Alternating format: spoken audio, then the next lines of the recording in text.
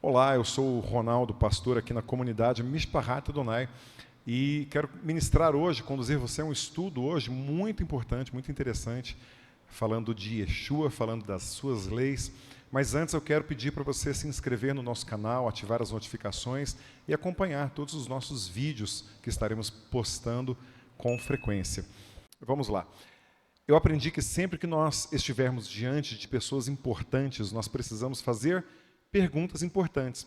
E temos que ficar muito atento com as respostas, né? Porque quando perguntamos algo que está no nosso coração, nós precisamos ter a motivação de ouvir a resposta correta, né, que vai edificar a nossa vida, que vai nos corrigir, que vai trabalhar, né, no nosso caráter, na nossa personalidade e, às vezes, nos direcionar para fazermos, né, agirmos determinadas coisas.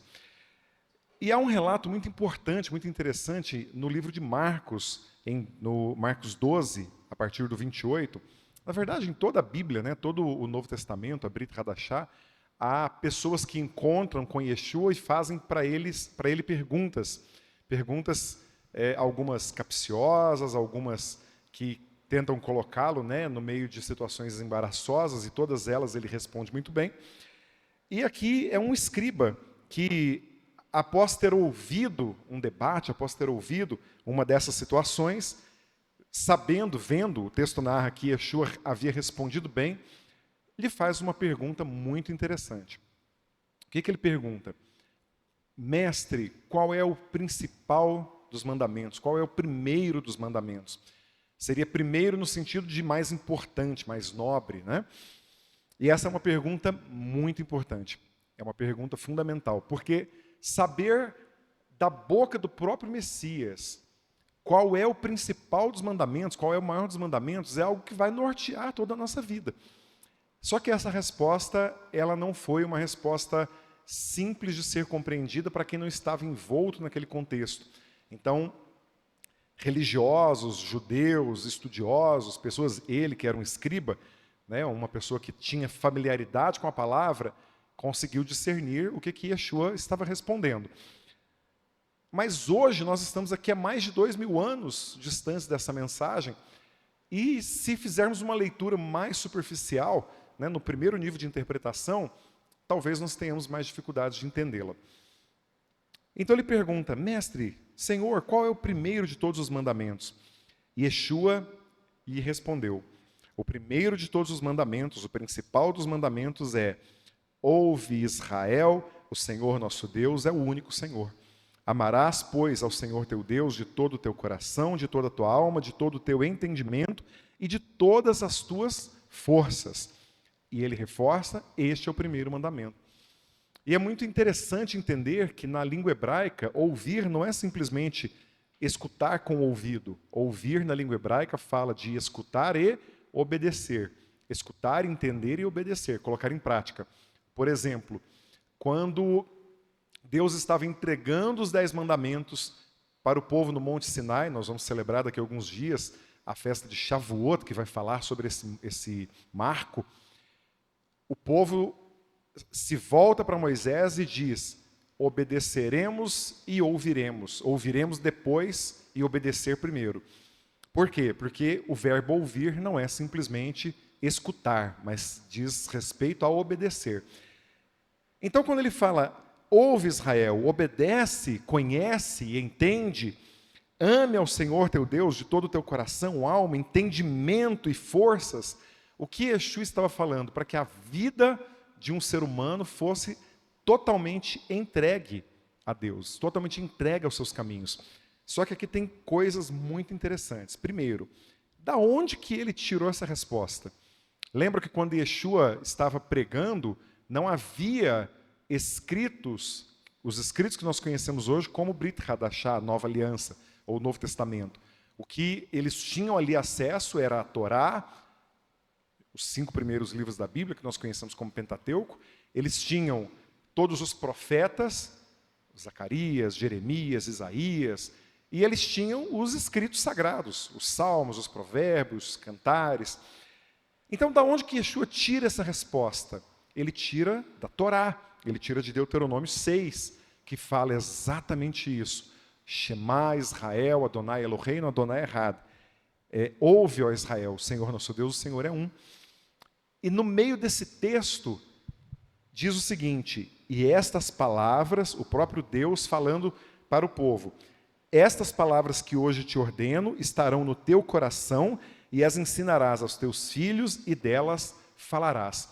Olha que interessante. O que Yeshua estava dizendo aqui não era que o maior dos mandamentos era um pequeno trecho que diz que nós tínhamos que amar ao Senhor de todo o coração, alma e entendimento. O que Yeshua estava dizendo, como um bom judeu, um bom rabino, era: prestem atenção, eu vou trazer para vocês um ensino que está nos rolos, e vocês como bons discípulos, e vocês como bons religiosos, né, que são, até cutucando aqueles que eram mais, que tinham intenções erradas, abram o rolo e confiram o contexto que está ali. Todo o contexto de Deuteronômio 6, que é conhecido no meio judaico como Shema, ouve Israel, fala da vida diante de Deus.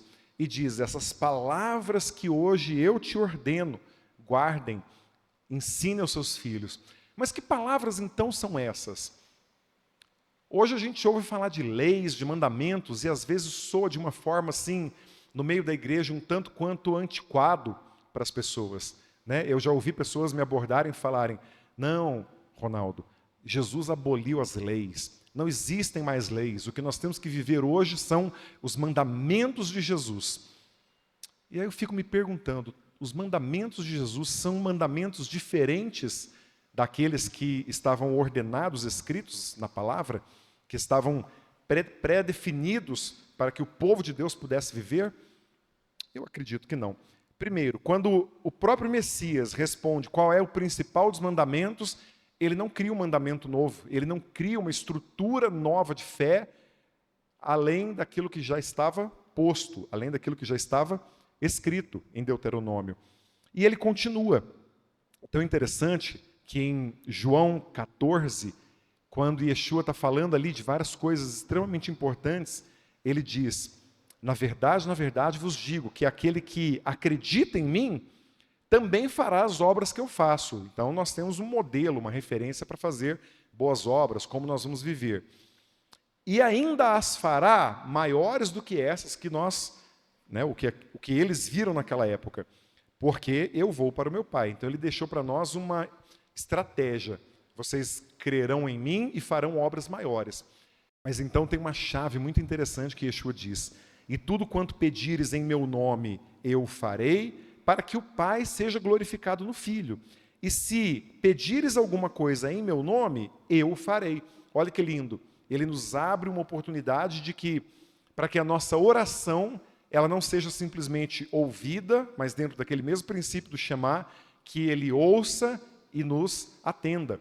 E que haja aí um relacionamento, que haja uma comunhão entre nós e ele.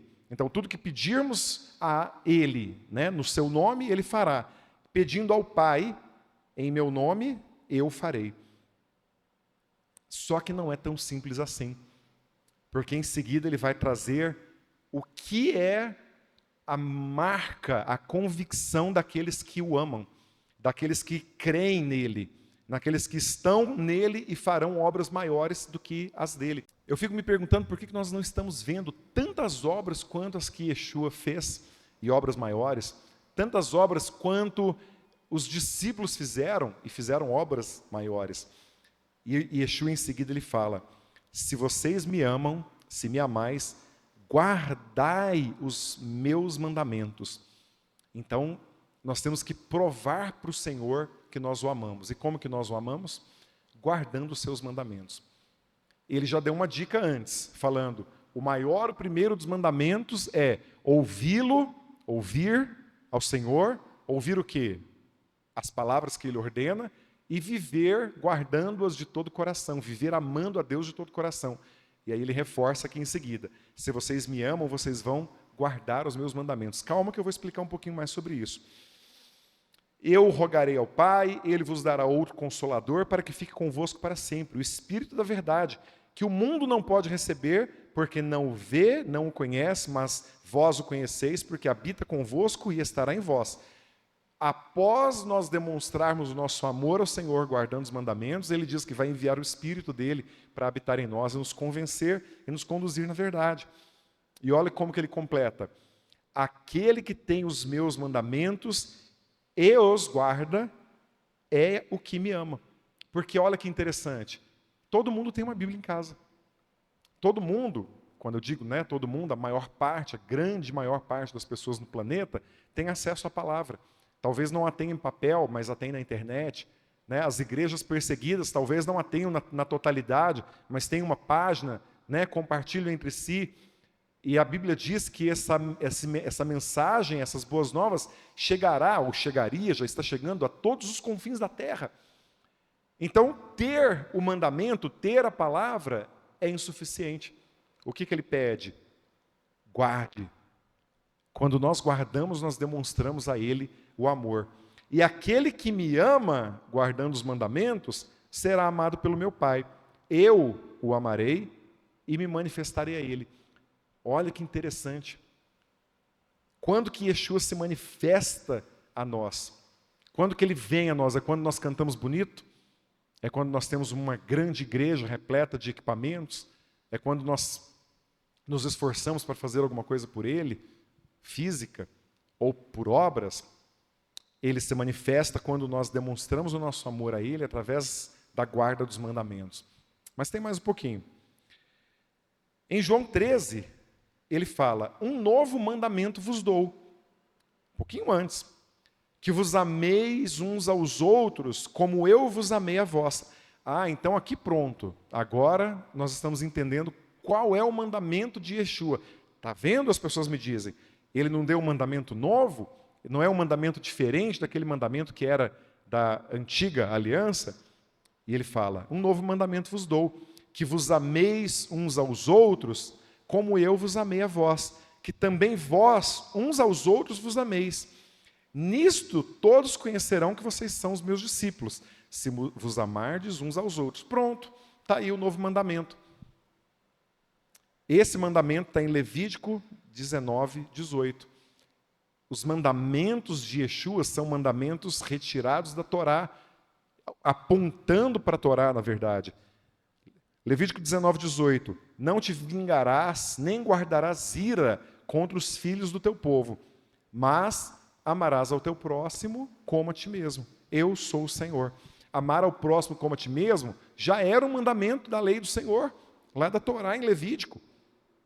Levítico é o livro mais repleto de conhecimento das leis do Senhor e é o livro mais citado no Novo Testamento. O livro de Hebreus faz uma ponte com Levítico perfeita. Levítico não é um livro antiquado para se viver. Vou explicar um pouco mais sobre isso. Amarás ao próximo como a ti mesmo não é um novo mandamento. O que Yeshua quis dizer com dar um novo mandamento? Que vos ameis uns aos outros como eu vos amei a vós. Esse é o upgrade do mandamento. Isso é aprimorar a lei, quando ele fala, eu não vim abolir a lei, eu vim aprimorá-la, eu vim plirosar, eu vim dar a ela um nível correto. Eu vim trazê-la para o nível correto que vocês devem viver. Então, continuamos tendo que amar ao próximo como a nós mesmos. Aliás, um parênteses, nós temos que nos amar. Se nós não conseguirmos nos amar, certamente nós não vamos amar outras pessoas. E como que nós conseguimos nos amar? Recebendo o amor de Deus, recebendo o perdão dele através de Yeshua. O que nós temos que fazer agora é além do que amar ao próximo. É amar ao próximo como Jesus nos amou. Então, o que significa, mais uma vez, como eu amei a vós?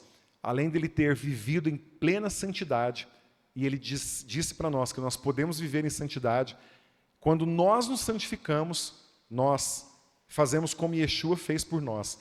Em santidade, trouxe ao mundo um padrão de vida de nível excelente, para que nós possamos trazer o mundo para essa realidade.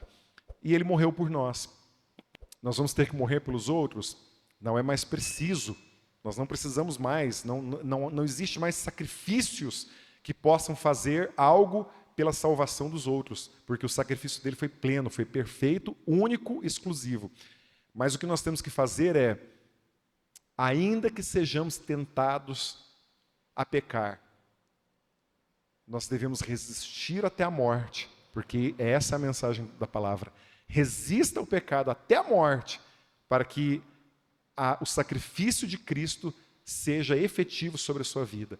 E aí sim, o mundo vai ficar indesculpável quando olhar para nós, quando olhar para a sua vida e falar: essa pessoa é diferente, essa pessoa vive os mandamentos do Senhor, essa pessoa vive em santidade, essa pessoa tem parâmetros que são as leis de Deus para viver. E aí o mundo olha para nós e fala: esse cristão, esse discípulo vai só até aqui. Por que eu estou passando da linha de onde ele vai? Por que ele é tão diferente? Por que ele é tão vivo? Por que ele é tão afetuoso? Por que ele é tão cheio de fé? Porque ele tem limites que são colocados pelas leis de Deus. Vou falar um pouquinho mais sobre isso. 1 João 2, o apóstolo também vai falar sobre isso.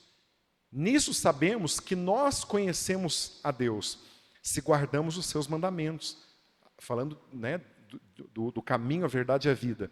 Aquele que diz: eu conheço Yeshua, eu sei quem ele é, eu conheço a história dele.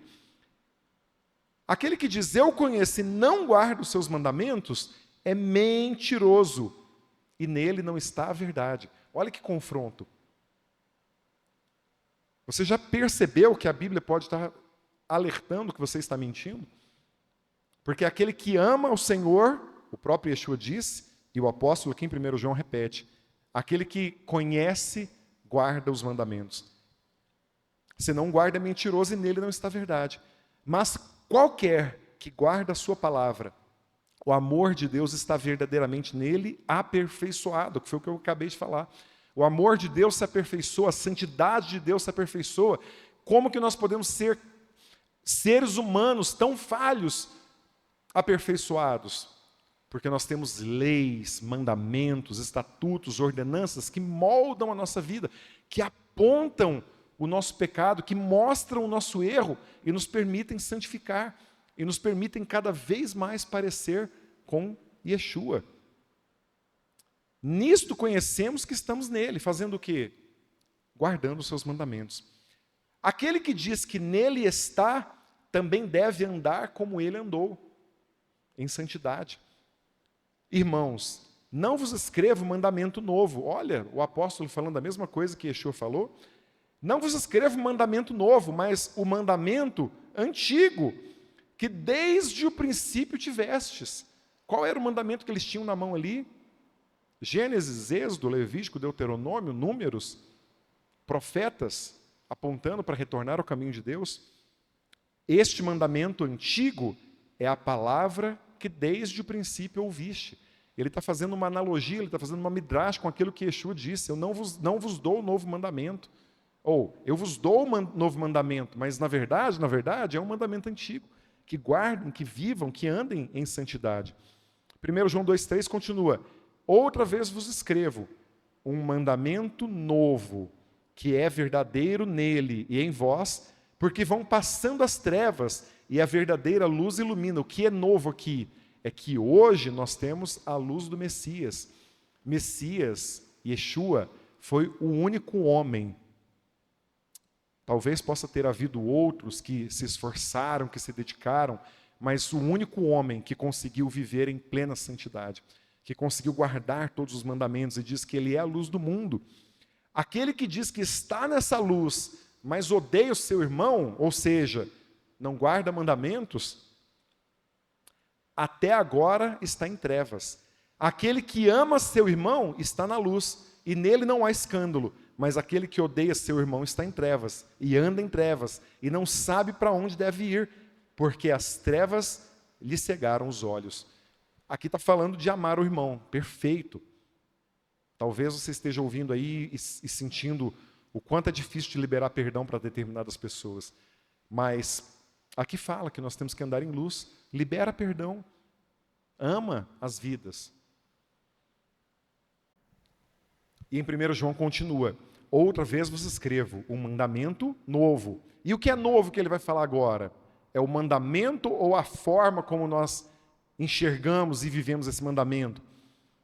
esse mandamento é verdadeiro nele, em Yeshua e em nós. Porque vão passando as trevas, a partir do momento que nós vamos nos aperfeiçoando nesse amor, a partir da guarda dos mandamentos, as trevas vão passando e a verdadeira luz ilumina. Quem é a verdadeira luz? Yeshua. Yeshua é aquele que joga luz sobre a Bíblia e diz: isso deve ser vivido, isso deve ser guardado, isso é para você, e isso não é para você. Os mandamentos de Deus, eles são categorizados. Cada pessoa tem mandamentos para guardar. Por exemplo, eu como homem não vou guardar mandamentos determinados para as mulheres e vice-versa. Eu não vou guardar, por exemplo, mandamentos que foram dados ao sumo sacerdote, que era o homem que entrava dentro do Santo dos Santos, e ali ele tinha uma série de ordenanças específicas para entrar no Santo dos Santos. É claro que muitas dessas ordenanças da santificação, elas são válidas para nós. O próprio Yeshua não guardou todas as leis, porque, próprio caso, ele não era mulher, ele não guardava os mandamentos das mulheres. As leis de Deus têm aplicações específicas para cada tipo de pessoas. Há mandamentos que são específicos para o povo de Israel, como a circuncisão, e há mandamentos que são para as nações. Quando nós lemos, por exemplo, os 10 mandamentos, qual deles você não pode guardar? Qual dos 10 mandamentos que tem ali que você foi desobrigado a guardar por qualquer motivo que seja? Eu não conheço nenhum. Todos os 10 que estão ali são feitos para nós guardarmos. Os mandamentos que foram prescritos em Atos dos Apóstolos, Atos 15, para que os primeiros gentios que se achegaram à lei de Deus deveriam guardar, que são 4, você já ouviu falar sobre eles? São 4. Não ser idólatra, não ingerir sangue, não ser assassino e não cometer imoralidade sexual. Foram os apóstolos que prescreveram 4 mandamentos introdutórios, e depois o que eles falaram? Para por aí, está tudo bem? Leia Atos 15. Eles, depois de uma grande contenda para discernir o que eles fariam com aqueles gentios que estavam se convertendo a Deus, eles falaram: guarde 4 mandamentos introdutórios e vão à sinagoga aprender Moisés. Moisés fala da lei de Deus. Aquilo que você deve viver, aquilo que você não deve viver. Como você deve comer, como você deve vestir, como você deve andar na presença de Deus. Ali está o compêndio daquilo que Deus deixou para nós, para que o reino dele viesse à terra. Como você pôde acreditar que Jesus aboliu as leis? E eu quero finalizar, porque depois nós vamos gravar outros estudos, abrangendo um pouco mais esse tema, lendo 2 Timóteo 3,13, que diz assim: mas os homens maus e enganadores irão de mal para pior. Naquela época já havia, quanto mais hoje. Enganando e sendo enganados. Tu, porém, Timóteo, permanece naquilo que aprendestes e de que fostes inteirado, ensinado, instruído, sabendo que tens aprendido e que desde a tua meninice, desde criancinha, sabes as sagradas escrituras, que podem fazer-te sábio para a salvação, pela fé que há em Cristo Jesus e Yeshua HaMashiach. O que é que pode fazer sábio para a salvação? A fé? Também. Crer? Também, com certeza. Mas ele fala, as Escrituras vão te fazer sábio para alcançar a salvação. Os mandamentos de Deus, a lei de Deus, a vontade de Deus expressa, te conduz para a salvação. Porque toda Escritura é divinamente inspirada. Creia na palavra. Abra a Bíblia, leia com todo o coração e fala: Senhor, me mostra, me confronta no meu estilo de vida, se revela a mim como eu devo viver verdadeiramente. É você e Deus.